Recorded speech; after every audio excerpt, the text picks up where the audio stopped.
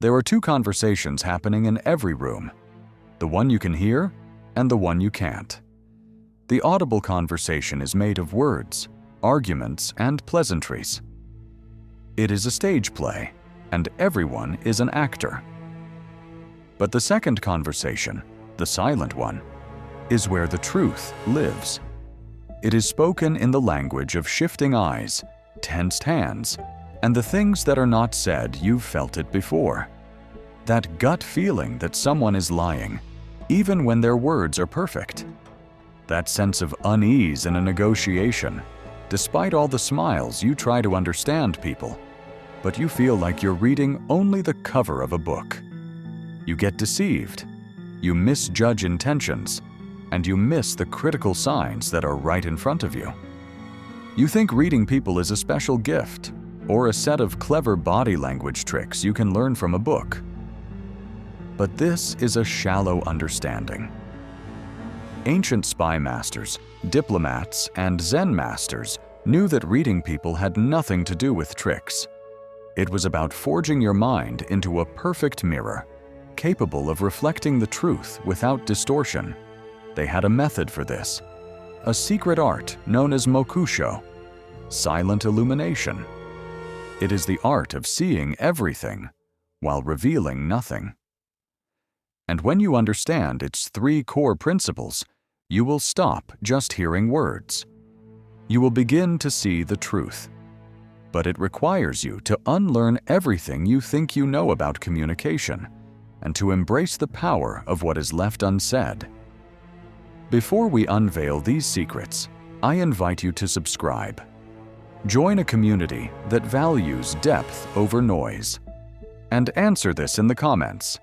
Have you ever ignored your gut feeling about someone and regretted it? Your story is a testament to the power we are about to unlock. Now, let us begin. Chapter 1. The Envoy Who Heard Only Words. In the courts of feudal Japan, a young envoy named Ryo was known for his sharp memory and diligent nature. He could recite treaties word for word and remember the names of every courtier's child. He was earnest, honest, and completely naive. He believed that the world operated on the currency of spoken words and written promises. He was a masterful hearer of the first conversation and completely deaf to the second. His master, Lord Tanaka, a shrewd and experienced diplomat, saw the boy's potential and his blindness. "Ryo," he warned, "you have excellent ears, but you do not yet have eyes. You trust the ink on the paper, but you cannot see the heart of the man who holds the brush." Ryo's great test came when he was sent to negotiate a vital rice treaty with a neighboring clan led by the famously charming Lord Fujiwara. The clan was suffering after a poor harvest, and Ryo's mission was to secure a fair price that would ensure their loyalty without bankrupting his own lord. Lord Fujiwara was everything Ryo was not. He was charismatic, his words were like warm honey, and his smile was constant. He spoke of mutual prosperity, of a long friendship between their clans. He flattered Ryo, praising his intelligence and honor. Ryo, deaf to the silent conversation, was completely enchanted. He heard the words of a friend and ally. He agreed to a price, generous and built on trust. He signed the treaty and returned a hero, convinced he had secured a great victory. 2 months later, the truth was revealed. Lord Fujiwara had used the rice not to feed his people, but to hire an army of mercenaries, which he then used to seize a critical mountain pass from Lord Tanaka's control. The entire negotiation had been a lie. Fujiwara's smiles had been masks. His words had been weapons. The humiliation was absolute. Ryo hadn't just failed. He had been a willing pawn in his master's defeat. "You heard his words, but you did not see his ambition," Lord Tanaka said, his voice cold with disappointment. "You saw his smile, but you did not see the tremor in his advisor's hand when the price was named." You were so busy performing your own part that you failed to watch the play. Chapter 2. The Master of Shadows Broken. Rio was stripped of his duties. He sought out the one man who could teach him what he needed to know. A retired spy master named Lord Kageyama, known only as the Old Man of the Shadows. Kageyama lived in a secluded estate, a man whose entire life had been spent in the silent conversation. Kageyama listened to Ryo's tale without a single flicker of expression. When Ryo finished, the old man led him to a small tea house overlooking a busy marketplace. They sat for an hour in complete silence, watching the crowds. Finally, Ryo couldn't bear it. "Master, how do I do it? How do I see the truth?" Kageyama finally spoke, his voice a dry rustle of leaves. "You believe seeing is an act of aggression. You look for tells. You hunt for lies. This is wrong. True observation is an act of surrender you do not hunt. You become a still pond, and the truth, like a falling leaf, reveals itself upon your surface." He then explained the art of mokusho. It is built on 3 pillars. Until you master them, you will forever be a blind man in a world of shadows. Chapter 3. The first pillar. The empty cup. The first pillar is Kara, the empty cup. Kageyama began. "Right now, your mind is full. It is full of what you want to be true, what you fear is true, and what you assume is true. You did not see Fujiwara's deception because you were blinded by your own desire for a successful, friendly negotiation. You cannot see what is truly there until you empty your mind." For the next week, Ryo's only task was to sit in the tea house and watch one person, a merchant, a guard, a mother, for 30 minutes. He was forbidden from forming a story about them. He was not allowed to guess their profession, their mood, or their destination. He was only allowed to collect raw data. The merchant shifted his weight to his left foot every 10 seconds. The guard's eyes scanned the rooftops, not the crowd. The mother retied her child's shoe 3 times, even though it was not untied. It was the hardest thing Ryo had ever done. His mind constantly tried to create narratives, but slowly he learned to silence his inner storyteller.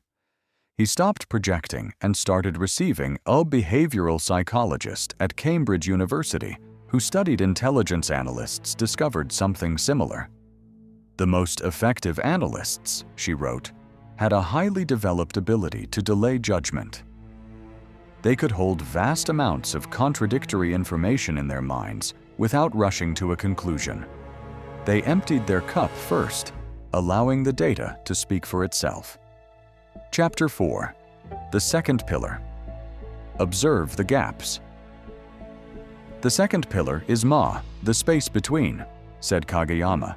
"You, like all fools, listen to the notes of the song. You must learn to listen to the silence between the notes. That is where the music truly lives. The truth is not in the statement. It is in the hesitation before it." Ryo's next task was to listen to conversations in the market.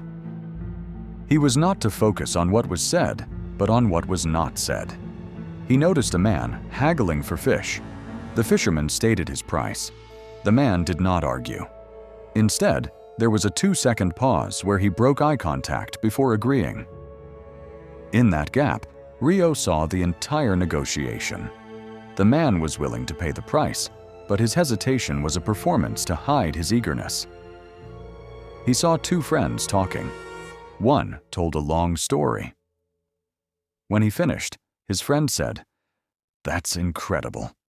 But there was a beat of silence first, and his smile didn't reach his eyes.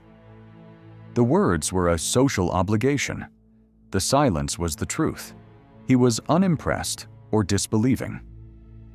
Ryo realized that people use words to build a fortress. The real information is in the cracks, the pauses, the sudden shifts in topic. It is the language of the unspoken. Chapter 5. The brutal truth about why you can't read people. Let's be honest, you think you're a good judge of character. You're not. You're a lazy observer. You don't read people.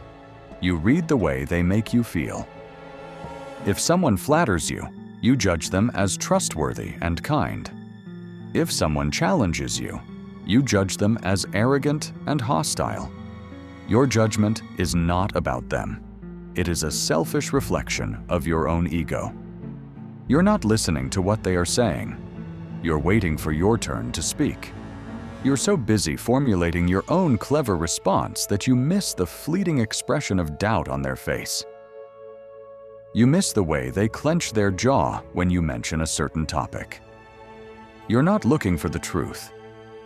You're looking for confirmation of what you already believe. This is called confirmation bias, and your brain is addicted to it. It is the reason you keep trusting the wrong people and misjudging the right ones. The art of mokusho is brutal because it forces you to accept one thing. To truly see another person, you must first get your own ego, your own needs, and your own story out of the way. You must be willing to be nothing more than a mirror. Most people would rather be the star of their own play than a silent observer of the truth. Chapter 6. The third pillar. See the pattern, not the moment. The final pillar is nagare, the flow. Kageyama said, "A single gesture is meaningless. A man who crosses his arms may be defensive, or he may simply be cold. An amateur sees the moment. A master sees the pattern. You must first understand a person's river before you can notice a ripple." Ryo's final task was to observe one person, Kageyama's gardener. For an entire month, he was to learn the man's baseline, how he walked when he was content, the rhythm of his breathing as he worked, the tone of his voice when speaking of the weather. For weeks, nothing happened. Then, one day, Lord Kageyama informed the gardener that a neighboring lord wished to hire him for double the salary. As the gardener politely refused, professing his loyalty, Ryo saw it. It was a tiny tell, invisible to anyone who didn't know his baseline. The gardener's breathing, usually deep and calm, became shallow for a few seconds. His hands, usually relaxed as he spoke, gripped the handle of his rake. The word said, loyalty. The ripple in his pattern said, temptation and inner conflict. This was the truth, not a lie, but a deeper, more complex truth than the words alone conveyed. Chapter 7. Your action plan to see the truth. You do not need a spy master to learn mokusho. You can begin training your eyes today. Here is your plan. First, the 10-minute observation. Go to a public place, a coffee shop, a park. Choose one person and watch them for 10 minutes. Forbid yourself from creating a story. Just be a camera. Collect data. Notice their posture, their rhythm, their interactions. Do this once a week. You're training your mind to see detail without judgment. Second, the art of the question. In your next significant conversation, give yourself a rule. For every statement you make, you must ask 2 questions. This forces you to shift from being a broadcaster to being a receiver. It silences your own voice and allows you to truly listen, not just to the words, but to the spaces between them. Third, map a baseline. Choose one person you see regularly, a coworker, a family member. For 1 month, your only goal is to silently observe their patterns. How do they react to good news, to stress? What is their normal way of speaking? Don't judge, just map their river. Soon, you will be able to spot any ripple of emotion, joy, fear, deception. Before a single word is spoken, Ryo eventually returned to his master's service. But he was not the same man. He spoke less, but he understood more. He became the most legendary diplomat of his time, known as the silent envoy, a man who could win a negotiation before his counterpart had even spoken a full sentence. He did this not by being clever, but by being still. The art of silent observation is not about gaining power over others. It is about gaining a deeper, more compassionate understanding of the human condition. It is about seeing the fear behind the anger, the insecurity behind the arrogance, the hope behind the hesitation. To read people like a spy is not to become a manipulator. It is to become wise. You stop being an actor in the noisy play of words and become a silent member of the audience, able to see, at last, what is truly happening on the stage. If you are ready to open your eyes, subscribe to the channel. The truth is waiting for you in the silence. Thank you for watching.